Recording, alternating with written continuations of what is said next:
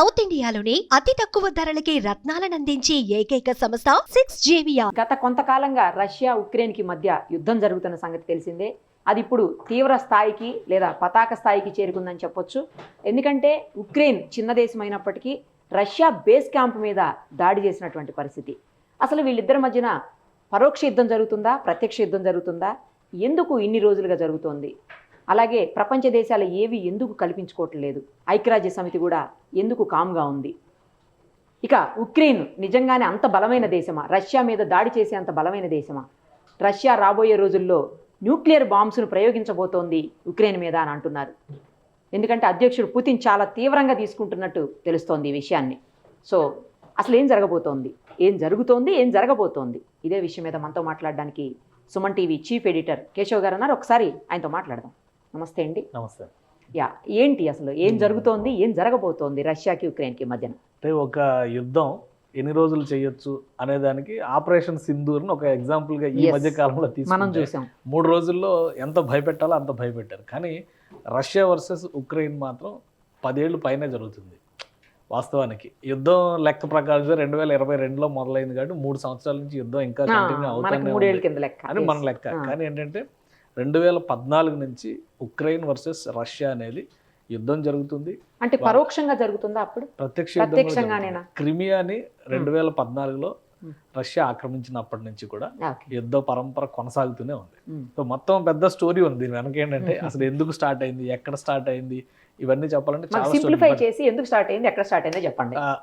అట్లయితే 2-3 అంశాలు మనం ఇక్కడ డిస్కస్ చేయాలి. ఉక్రెయిన్ ఈరోజు ఒక స్వతంత్ర దేశం. కానీ ఒక 30 ఏళ్ల క్రితం మనం లెక్కేసి చూస్తే 1990-91 వరకు యునైటెడ్ సోవియట్ యూనియన్, ఏదైతే సోవియట్ యూనియన్ ఉందో, union of Soviet socialist republics అని చెప్పని పెట్టారో వాటిల్లో ఇది కూడా ఒక దేశం. సో అంటే వీళ్ళకి సాంస్కృతికంగా ఉన్నటువంటి అనుబంధం ఇవన్నీ కూడా చాలా వెరీ క్లోజ్ రిలేషన్స్ అనమాట. ఎందుకంటే సాంస్కృతికంగా, చారిత్రకంగా ప్లస్ డెవలప్మెంట్ యాంగిల్లో ఉక్రెయిన్ చాలా కీలకమైనటువంటి పాత్ర పోషించింది యుఎస్ఎస్ఆర్లో. అసలు యుఎస్ఎస్ఆర్ విభజన జటిలం కావడానికి ప్రధానమైన కారణం ఉక్రెయిన్. సో ఒకసారి ఎలా ఎందుకు అనేది కూడా మనం ఒకసారి అనలైజ్ చేసేటువంటి ప్రయత్నం చేద్దాం. ఇప్పుడున్న సిచ్యుయేషన్స్లో అంటే యుఎస్ఎస్ఆర్కి సంబంధించినటువంటి టోటల్ సోషలిస్ట్ రిపబ్లిక్స్ లిస్ట్ ఇది. అది 15 దేశాలుగా విడిపోయింది. సో 15 దేశాల్లో ఇక్కడ మనం చూస్తే ఈ లిస్ట్ ఆర్మేనియా, అజర్బైజాన్, బెలారస్ అంటే బైలోరష్యా అంటారు దీన్ని, Belarus, Estonia, Georgia, Kazakhstan, Kyrgyzstan, Latvia, Lithuania, Moldova, Russia, Tajikistan, Turkmenistan, Ukraine, Uzbekistan. So ఇది మొత్తం లిస్ట్. ఇందులో ఉక్రెయిన్ 14వ పొజిషన్. ఎందుకంటే ఫస్ట్ ఈ కూటమిలో బాల్టిక్ నేషన్స్ గా చెప్పేటువంటి 14, ఇది 11 రష్యా. అంటే రష్యన్ బార్డర్ ఆనుకుని ఉన్నటువంటి ప్రదేశం. ప్లస్ ఇంకోటి ఏంటంటే యుఎస్ఎస్ఆర్లో డెవలప్మెంట్ యాంగిల్లో చూసినప్పుడు రోదసీయానం చేసేటువంటి క్రమంలో కానీ, అటమిక్ రీసెర్చ్కి సంబంధించినటువంటి సెంటర్స్ కానీ అవన్నీ కూడా ఉక్రెయిన్లోనే ఉన్నాయి. ఇప్పటికి కూడా జాగ్రఫీ పరంగా ఉక్రెయిన్లోనే ఉన్నాయి. మనం ప్రపంచంలోనే అణు ప్రమాదాల గురించి చెప్పేటప్పుడు చెర్నోబిల్ గురించి మాట్లాడతారు. చెర్నోబిల్ ఉక్రెయిన్లోనే ఉంది. సో అప్పుడు యునైటెడ్ రష్యాలో భాగం, అది సోవియట్ రష్యాలో అప్పుడు భాగం అది. సో అందుకని ఇంకొకటి ఏంటంటే ఈ మొత్తం కంట్రీస్లో బెలారస్, ఉక్రెయిన్ ఈ పక్కనే ఉంటుంది. బెలారస్ నంబర్ 3, ఇది బెలారస్, ఇది ఉక్రెయిన్, ఇది రష్యా. సాంస్కృతికంగా ఈ 3 దేశాలకి కూడా చాలా అవినాభావ సంబంధం ఉందని చెప్పి రష్యన్స్ నమ్ముతారు. సో అందుకనే రష్యా నుంచి ఆ దేశాలు విడిపోవడానికి అవి ఫస్ట్ నుంచి ఒప్పుకోవాలి. కానీ చివరిగా విభజన జరిగిపోయింది, 15 దేశాలు ఆవిర్భవించాయి, ఎవరి భాగాలు వాళ్ళు పంచుకున్నారు. కానీ అప్పటి నుంచి 2014 వరకు సోవియట్ యూనియన్కి అనుబంధంగా, అనుకూలంగా వెలిగినటువంటి వ్యక్తులే అక్కడ దేశాధ్యక్షులు అయ్యారు. సో ఎలాంటి సమస్యలు రాలేదు. ఎందుకంటే న్యూక్లియర్ పవర్ ఉపయోగించుకోవడంలో కానీ, ముఖ్యంగా ఈ వార్ఫేర్ టెక్నాలజీకి సంబంధించినటువంటి వ్యవస్థలు కూడా అక్కడ చాలా డెవలప్ అయి ఉన్నాయి. సో అందుకని వాటన్నిటినీ కూడా రష్యా తన చెప్పు చేతల్లో ఉంచుకోగలిగింది. 2014లో ఎప్పుడైతే రష్యా అనుకూలమైనటువంటి నాయకుల్ని తొలగించి డెమోక్రటిక్ రెవల్యూషన్స్ అనేటువంటి పేరుతో అక్కడ ఎలక్షన్స్ జరిగి, అక్కడ రష్యా వ్యతిరేక భావజాలం కలిగినటువంటి నాయకులు ప్రధాని పీఠం లేదా దేశాధ్యక్షుడి పీఠాలు ఎక్కారో, అక్కడి నుంచి రష్యా వర్సెస్ ఉక్రెయిన్ స్టార్ట్ అయింది. ఓకే. సో దాన్ని నిలువరించే క్రమంలోనే మనం ఒకసారి ఇక్కడ రష్యా ఉక్రెయిన్ మ్యాప్ కూడా ఒకసారి చూద్దాం మనం. సో ఇది టోటల్ సమగ్రమైనటువంటి ఉక్రెయిన్ మ్యాప్. ఒక చిన్న దేశంలో కనిపించినాయి కానీ టోటల్ ఇది. అదే అదే. కానీ దీనిలో కీలకమైనటువంటి సిటీస్ చాలా ఉన్నాయి. Kyiv capital. సో దీంతో పాటు ఇక్కడ కర్క్యూ, అలానే ఒడెషా, ఇటువైపు వచ్చేసరికి ఈ ప్రాంతం అంటే డాన్స్కే, అంటే డాన్బన్ అంటారు దీన్ని, ఇదే ఏరియాని. సో ఈ రీజియన్ మొత్తాన్ని డాన్స్కే అనేది ఇది కూడా చాలా కీలకమైనటువంటి ప్రదేశం. 2014లో ఇష్యూ స్టార్ట్ అయినప్పుడు ఈ సరిహద్దులో ఉన్నటువంటి క్రిమియాని ఆక్రమించింది రష్యా. ప్రపంచ దేశాలన్నీ కూడా వ్యతిరేకించింది దాన్ని. సో క్రిమియాని ఆక్రమించడంతో ఈ పరంపర మొదలైంది. ఆ తర్వాత ఇక్కడ డోన్స్కీ అనేది, లుహాన్స్కీ అనేది, ఈ రెండు ఏరియాస్లో కూడా అవి రెండు ప్రాంతాలు, రెండు దేశాల కింద డిక్లేర్ చేసుకున్నాయి. ఉక్రెయిన్ నుంచి వేరుపడి ఆ పోరాటానికి మద్దతు ఇచ్చింది కూడా రష్యానే. అలానే ఇక్కడ ఈ ప్రాంతం ఫస్ట్ క్రిమియా, ఇది ఆక్రమణలో ఉన్నటువంటి ప్రదేశం, ఇది క్రిమియా. సో ఇది ఆక్రమణ, యాక్చువల్ నేను కన్ఫ్యూజ్ అయ్యా, ఇది చెర్నోబిల్, ఈ ఏరియా చెర్నోబిల్, ఇది క్రిమియా అనమాట. చెర్నోబిల్ ప్రమాదం అని చెప్తాం కదా మనం. సో ఇక్కడ చూస్తే చెర్నోబిల్ ఏరియా సరిహద్దుల్లో ఉంటుంది. ప్లస్ వాటర్ సోర్సెస్ కూడా దీనికి సంబంధించి, చెర్నోబిల్ ఇది ఇక్కడ ఉన్న న్యూక్లియర్ ప్లాంట్, వాటర్ సోర్సెస్ కూడా రష్యా నుంచి వచ్చేటువంటి నదులు ఇటే వెళ్తాయి అనమాట. డెస్నా కానీ, సైన్ కానీ, 3-4 నదులు ఇక్కడ కలుస్తాయి అనమాట. డెనిపెర్. సో ఇవన్నీ కూడా చాలా జాగ్రఫీ పరంగా కూడా వీటికి చాలా అవినాభావ సంబంధం ఉంది. సో క్రిమియా ఆక్రమణ ఈ రెండు ప్రాంతాలకి స్వాతంత్రం ప్రకటించడం, అక్కడి నుంచి ఈ రెండు దేశాల మధ్య చిచ్చు రాజుకుంది. 2014 నుంచి కంటిన్యూ అవుతూనే ఉంది. 2018లో జెలెన్స్కీ ఉక్రెయిన్ అధ్యక్షుడిగా అయిన తర్వాత అతను తీసుకున్నటువంటి కొన్ని ప్రధానమైన నిర్ణయాలు నాటోకి అలయన్స్గా వెళ్ళటం, అంటే North American Atlantic treaty, NATO expansion. So Atlantic treaty organisation అది. ఆ ఆర్గనైజేషన్లో ఏంటంటే యూరోపియన్ కంట్రీస్, వెస్ట్ పార్ట్ అంతా కూడా ఉంటుంది. రష్యా ఎప్పుడు కూడా వెస్ట్ పార్ట్గా ఫీల్ అవ్వదు, ఎందుకంటే అది యురేషియా, యూరోప్లో కొంత ఉంటుంది, ఆసియాలో కొంత ఉంటుంది. సో రెండు వైపులో కూడా ఆ డామినెన్స్ని చూపించేటువంటి అవకాశం ఉన్న దేశం రష్యా ఒక్కటే. నాటోకి యుక్రెయిన్ దగ్గరగా వెళ్ళడం అనేది రష్యన్స్కి మొదటి నుంచి ఇష్టం లేదు. అలానే ఉక్రెయిన్లో ఉన్నటువంటి రష్యా అనుకూల వర్గాల ప్రజలు, నాయకులు, పొలిటీషియన్స్ అందరూ కూడా దాన్ని వ్యతిరేకిస్తూ వచ్చారు. నాటో కూటమికి చేరువయ్యేటువంటి ప్రయత్నాలు జెలెన్స్కీ మరింత వేగవంతం చేసిన తర్వాత 2018లో 2-3 ఇన్సిడెంట్స్ జరిగినాయి. 2022లో అది పతాక స్థాయికి వెళ్ళింది. ఉక్రెయిన్ వర్సెస్ రష్యా యుద్ధం కింద అది పరిణమించింది. సో మొత్తం ఇది యాక్చువల్ బ్యాక్డ్రాప్ అయింది. ఇదే రెండు దేశాల మధ్య చిచ్చుకు కారణం అవుతుంది. ఇంకెంతకాలం జరుగుతుంది, ఎంతకాలం యుద్ధం చేస్తారనేది చూడాలి. నిన్న చేసినటువంటి అటాక్ ఏంటంటే స్పైడర్ వెబ్ పేరుతో దాదాపు 1 year ప్లానింగ్ చేశారు ఉక్రెయిన్ సోల్జర్స్, ఉక్రెయిన్ ఆర్మీ. 4000 కిలోమీటర్ల లోపలికి వెళ్ళి, రష్యా లోపలికి వెళ్ళి 4000 కిలోమీటర్ల లోపలికి వెళ్ళి 7 ఎయిర్ బేస్లను ధ్వంసం చేశారు. వీళ్ళు క్లెయిమ్ చేస్తుంది 7 ఎయిర్ బేస్లు, బట్ రష్యా చెప్తుంది 4 ఎయిర్ బేస్లు. అందులో 40 విమానాల దాకా ధ్వంసమైన, ఏ విమానాలు, ఏ బాంబర్స్ ఉపయోగించి రష్యా మీద అటాక్స్, ఉక్రెయిన్ మీద అటాక్స్ చేస్తున్నారు, వాటినన్నింటినీ మేము ధ్వంసం చేసామని వీళ్ళు చెప్తున్నారు. సో ఇంకా అది ఒక పతాక సన్నివేశంగా మారిపోయింది. దీనికి రిటాలియేషన్ ఇచ్చేటువంటి పనిలో ఇప్పుడు రష్యన్ ఆర్మీ నిమగ్నం అయింది. రేపటికి ఉక్రెయిన్ ఉండదు, ఉక్రెయిన్ తెరమరుగు, కనుమరుగు అని చెప్తున్నారు. సో ఇంకా అంటే ఒక పతాకమైనటువంటి సందర్భం యుద్ధానికి సంబంధించి 2014 నుంచి కంటిన్యూస్గా ఇన్సిడెంట్స్ జరుగుతుంది. 2022లో వార్ ఆఫ్ యాక్ట్ అనేది మొదలైందని అందరూ భావించారు. కానీ ఇప్పుడు రష్యా ఏం చెప్తుందంటే ఎయిర్ బేస్ల మీద అటాక్ చేయడమే వార్ ఆఫ్ యాక్ట్, ఇక్కడ నుంచి అసలైన యుద్ధం మొదలవుతుందని చెప్పి రష్యా చెప్తుంది. ఇప్పుడు ఇక తారాస్థాయికి చేరిపోయినట్టు, ఖచ్చితంగా తారాస్థాయికి చేరుతుంది అది. కానీ ఉక్రెయిన్ చిన్న దేశం, మనకు తెలుసు. యుద్ధ విమానాల విషయంలో కావచ్చు, లేకపోతే యుద్ధానికి సంబంధించినట్టు ఏ మెటీరియల్ అయినా కావచ్చు, రష్యానే అందరికీ సప్లై చేస్తుంది. ఈవెన్ మనకు కూడా చాలా వరకు రష్యానే చేస్తుంది. చాలా అడ్వాన్స్డ్ ఉంటుంది రష్యా దగ్గర. అలాంటి రష్యా మీద ఉక్రెయిన్ చాలా చిన్న దేశం అయినప్పటికీ అటాక్ చేసి సర్వైవ్ అయ్యగలిగేటువంటి పరిస్థితులు ఉంటాయా అనేది ఇక్కడ పాయింట్. ఇప్పుడు మనం ఈ హిస్టరీలో ఒక చాప్టర్ విన్నాం కదా. అవును, రష్యా స్ట్రెంగ్త్ మొత్తం కూడా ఉక్రెయిన్లో దాచిపెట్టారు. అప్పటి రీసెర్చ్కి, అప్పుడు సంబంధించినటువంటి ఇన్వెన్షన్స్ అవన్నీ కూడా అవి ఇప్పుడు జియోగ్రాఫికల్లీ లొకేటెడ్ ఇన్ ఉక్రెయిన్, కాబట్టి ఉక్రెయిన్ కంట్రోల్లో ఉంటుంది. బట్ దానికి మీద తీసుకునేటువంటి పవర్ ఎంతవరకు తీసుకోవాలి అంతవరకు తీసుకుంది. బట్ ఏంటంటే దానికి ఉండేటువంటి అవకాశాలు, అడ్వాంటేజెస్ ఉంటాయి కదా. ఇప్పుడు అక్కడ పెట్టిన వ్యవస్థలన్నీ తీయలేదు. అట్లాగా అందుకనే రష్యా అనుకూల ప్రభుత్వాలనే ప్రోత్సహిస్తూ వచ్చారు. 91లో సోవియట్ యూనియన్ విచ్ఛిన్నం అయితే 2014 వరకు రష్యా అనుకూలవాదులే ఉక్రెయిన్కి అధ్యక్షులు అయ్యారు.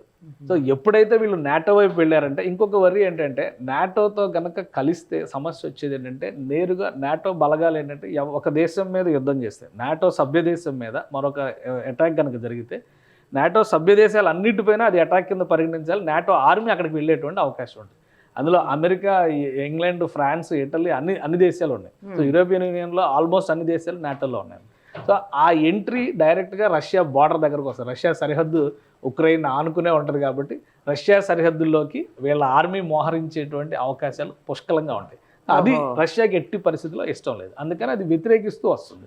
కానీ రష్యాని వీకెండ్ చేయాలన్నా, రష్యాని కంట్రోల్లో పెట్టాలన్నా, రష్యాని కొంత భయపెట్టాలన్నా కానీ వెస్ట్రన్ కంట్రీస్కి ఉక్రెయిన్ ఒక ట్రంప్ కార్డ్ లాగా ఉపయోగపడుతుందని చెప్పని ఆశించారు. అందుకని ఇంకోటి ఏంటంటే ఇక్కడ యుద్ధం చేసేటువంటి క్రమంలో శక్తి సామర్థ్యాల కంటే యుద్ధ తంత్రం చాలా ముఖ్యమైనది. ఇక్కడ ఉక్రెయిన్ అనుసరించినటువంటి విధానం గతంలో గ్రీక్ వార్ఫేర్ గురించి మనం వినేటప్పుడు ఎథీనాను ఆక్రమించేటప్పుడు ట్రోజన్ హార్స్ అని చెప్పని ఒక కొయ్య గుర్రాన్ని తయారు చేసి అందులోనే సైనికులు వెళ్ళి అథీనా పైన అటాక్ చేస్తారు. అదే తరహాలో వీళ్ళు కంటైనర్లు తయారు చేసి కంటైనర్ల ద్వారా సప్లై చేస్తున్నట్టుగా అందులో డ్రోన్స్ని సీక్రెట్గా అమర్చి లక్ష్యం ఎక్కడికైతే ఫిక్స్ చేశారో అక్కడికి రీచ్ అయిన తర్వాత కంటైనర్ల నుంచి డ్రోన్స్ని ఆపరేట్ చేశారు. సో అక్కడికి ఎవరు సైన్యం వెళ్ళలేదు, దానికి ప్రొటెక్షన్ కోసం ఆపరేషన్ జరిగేటప్పుడు మాత్రం ఆ అలర్ట్నెస్ అనేది. అందుకే 4000 కిలోమీటర్ల లోపలికి వెళ్ళి అటాక్ చేయగలిగారు. వీళ్ళు ఎయిర్ ఫోర్స్ నుంచి యుద్ధం చేయాల. సో ఆ డ్రోన్స్ని అక్కడికి పంపించి అక్కడి నుంచి వీళ్ళు రిమోట్ ద్వారా ఆపరేట్ చేసి ఏ ఎయిర్ బేస్ని టార్గెట్ చేసారో వాటిని కొట్టారు. సో అప్పుడేమో కొయ్య గుర్రం, ఇప్పుడేమో కంటైనర్ల రూపంలో ఇందులో అమర్చి డ్రోన్స్ని పంపించారు. సో అది రష్యన్ ఆర్మీ గమనించలేకపోయింది. దానివల్ల పెద్ద ఉత్పాతం జరిగింది. అందుకే రష్యా ఇప్పుడు వాళ్ళ మేజర్ వెపన్, అంటే మేజర్ అని కూడా చెప్పలేం కానీ ఇంటర్ బాలిస్టిక్ వెపన్స్లో చాలా ముఖ్యమైనది అనమాట ఒరిష్నిక్ అని చెప్పని దాన్ని మూవ్ చేసింది. అది 12,000 కిలోమీటర్లు పర్ అవర్ వేగంతో వెళ్తుంది. సో దాని ఇంటర్సెప్షన్ కూడా చాలా కష్టం అని చెప్తున్నారు. ఉక్రెయిన్ దగ్గర ఆ టెక్నాలజీ లేదంటున్నారు. నాటో ఏమన్నా సపోర్ట్ చేస్తుందా, నాటో ఏమన్నా సపోర్ట్ చేస్తుందా, యూరోపియన్ కంట్రీస్ సపోర్ట్ చేస్తాయా? సో అదంతా కూడా ఇప్పుడు వార్ ఓపెన్ అయిపోయేటువంటి అవకాశం ఉంటుంది. ఇంకో విషయం, మన రెండవ ప్రపంచ యుద్ధం జరిగిన తర్వాత ఇంత సుదీర్ఘమైనటువంటి యుద్ధం జరిగింది యూరోప్ పరిసర ప్రాంతాల్లో, ఇదే మొదటిసారి. సో ఇప్పుడు కనుక నాటో కంట్రీస్ ఎవరైనా ఇన్వాల్వ్ అయితే ఇది ప్రపంచ యుద్ధంగా మారినా ఆశ్చర్యపోవాల్సిన. అదే ఇప్పుడు నార్మల్ గా ప్రతి దాంట్లో మేమున్నాం అనుకుంటూ తయారైతుంది కదా అమెరికా అధ్యక్షుడు అమెరికా.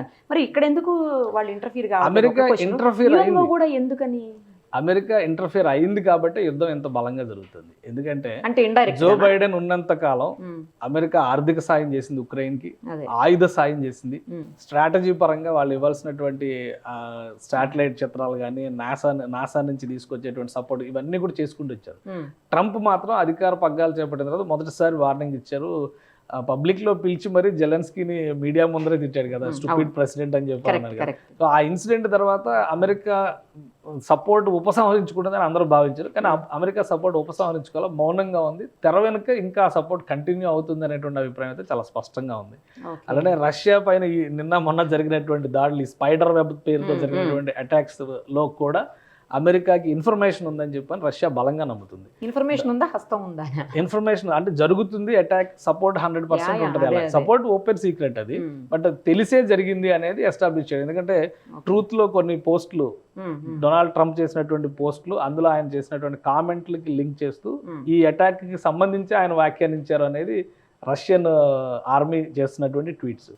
సో అంటే అది ఎంతవరకు నిజం అనేది ప్రూవ్ చేయలేకపోయినా కానీ బట్ కొంత ఇన్ఫర్మేషన్ ఉంది, సపోర్ట్ ఉంది, టెక్నాలజికల్ సపోర్ట్ ఉంది, అన్ని రకాలుగా కూడా ఉక్రెయిన్ సమర్థిస్తున్నారు. కాబట్టి ఈ యుద్ధం ఎంతకాలం సాగుతుంది అనేటువంటి అభిప్రాయం క్లియర్గా కనిపిస్తుంది. ఇప్పుడు పుతిన్ కనుక దీన్ని సీరియస్గా తీసుకొని నిజంగానే న్యూక్లియర్ బాంబే చేయడం లేకపోతే నాశనం చేయడానికి అవసరమైనటువంటి అంత ఉపయోగించేస్తే ఉక్రెయిన్ పరిస్థితి ఏంటి? అసలు న్యూక్లియర్ బాంబు వేస్తారు అనేది ఒక అబద్ధపు ప్రచారమేనా? సహేతుకం కానీ అసహేతుకమైనటువంటి ప్రచారం. మరి ఎందుకు అలాంటి ప్రచారం జరుగుతుంది? ఉక్రెయిన్ కావాలి, న్యూక్లియర్ బాంబు వేస్తే ఉక్రెయిన్తో ఉపయోగం ఉండదు.